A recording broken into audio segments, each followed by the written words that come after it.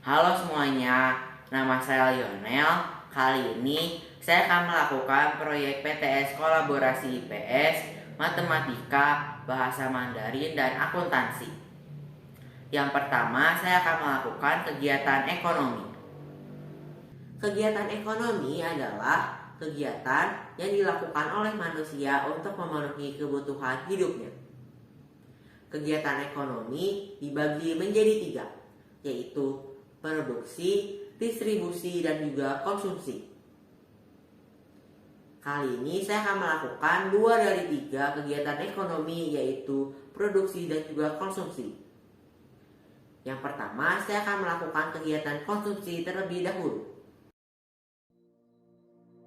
今天2022年3月5号星期六, saya akan berbelanja bahan-bahan untuk membuat makaroni panggang. Pada saat berbelanja, saya mendapatkan diskon pada pembelian beberapa barang. Berbelanja merupakan kegiatan konsumsi.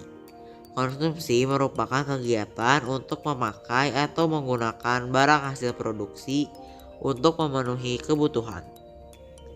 Di minimarket ini, saya membeli beberapa barang seperti keju, susu, dan juga saus sambal.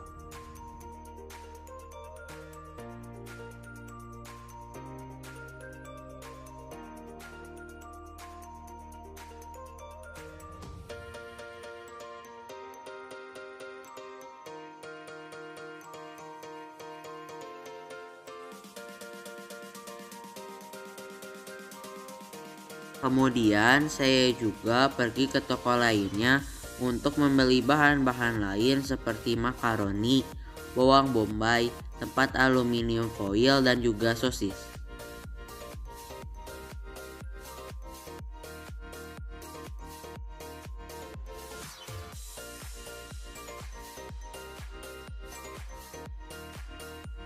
Tak lupa saya juga menggunakan kantong belanja ramah lingkungan untuk mengurangi penggunaan kantung plastik. Itulah kegiatan konsumsi yang sudah saya lakukan.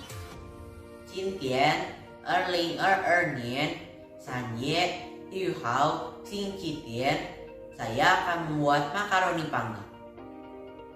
Membuat makaroni panggang adalah salah satu kegiatan ekonomi, yaitu produksi. Produksi adalah kegiatan untuk menghasilkan suatu barang ataupun jasa, ataupun menambah nilai guna barang atau jasa tersebut. Nilai guna suatu barang berbeda-beda, dan nilai guna tersebut akan bertambah apabila barang tersebut diolah menjadi barang lain. Contohnya adalah makaroni ini. Apabila makaroni ini diubah menjadi olahan makanan, maka nilai gunanya juga akan bertambah. Nah, sekarang saya akan mulai membuat makaroni panggangnya. Bahan-bahannya adalah: pertama, kita didihkan air, dan setelah air mendidih kita masukkan garam dan makaroninya. Kemudian kita tumis sosis menggunakan mentega dan bawang bombay.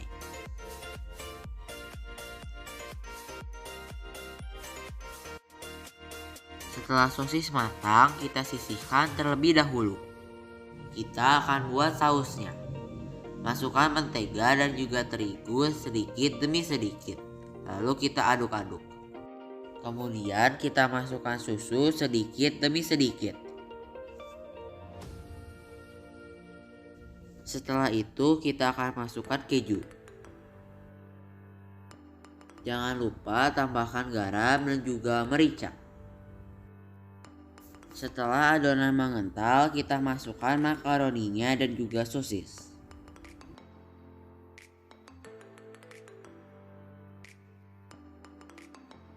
Lalu kita aduk sampai rata. Kemudian kita matikan api dan masukkan telur. Setelah diaduk hingga rata, kita masukkan makaroni ke dalam tempat aluminium foil dan kita beri parutan keju di atasnya. Lalu panggang makaroni selama 45 menit.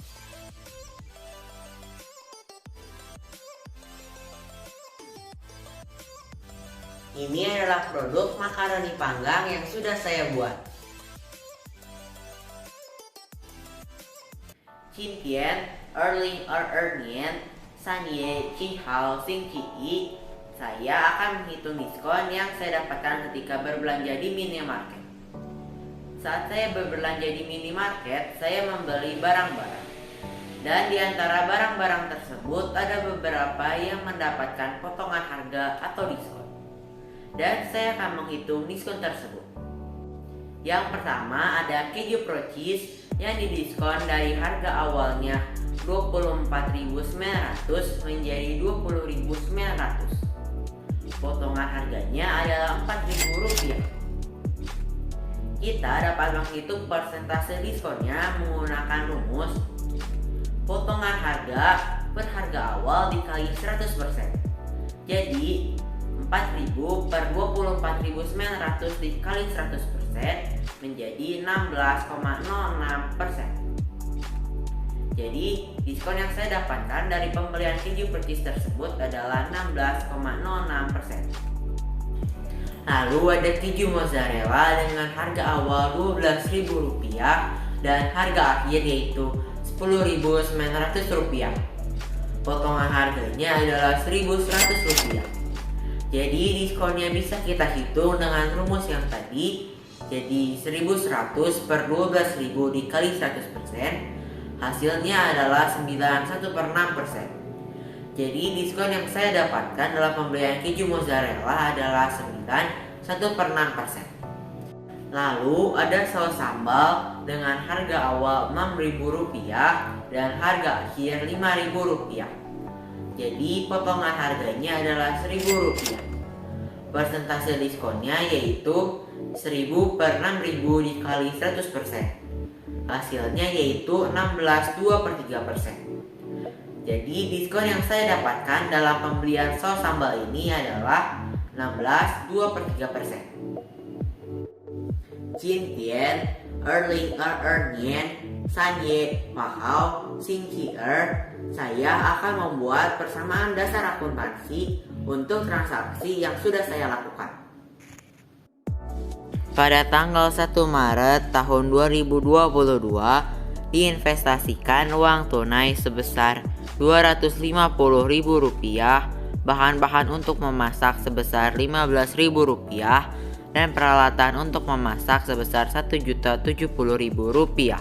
Jadi analisanya adalah kas bertambah Rp250.000, bahan-bahannya bertambah Rp15.000, peralatan bertambah Rp1.070.000, dan modalnya bertambah Rp1.335.000. Pada persamaan dasar akuntansinya dicatat pada tanggal 1 Maret tahun 2022, kas bertambah Rp250.000, bahan-bahan bertambah Rp15.000, peralatan bertambah Rp1.070.000, dan modal bertambah Rp1.335.000 dengan keterangan investasi. Pada tanggal 5 Maret tahun 2022, dibeli bahan-bahan sebesar Rp111.700. Analisanya yaitu kas berkurang Rp111.700 dan bahan-bahan bertambah Rp111.700. Jadi pada tanggal 5 Maret tahun 2022, pada persamaan dasar akuntansinya dicatat kas berkurang Rp111.700 dan bahan-bahan bertambah Rp111.700 dengan keterangan pembelian bahan-bahan. Jadi saldo PDA pada tanggal 5 Maret adalah kas sebesar Rp138.300, bahan-bahan sebesar Rp126.700, peralatan sebesar Rp1.070.000, dan modal sebesar Rp1.335.000. Pada tanggal 6 Maret tahun 2022 dipakai bahan-bahan sebesar Rp81.600. Analisanya yaitu bahan-bahan berkurang Rp81.600 dan modal juga berkurang Rp81.600. Jadi pada PDA-nya dicatat pada tanggal 6 Maret tahun 2022 bahan-bahan berkurang Rp81.600 dan modal juga berkurang Rp81.600 dengan keterangan pemakaian bahan-bahan. Jadi saldo pada tanggal 6 Maret adalah kas sebesar Rp138.300,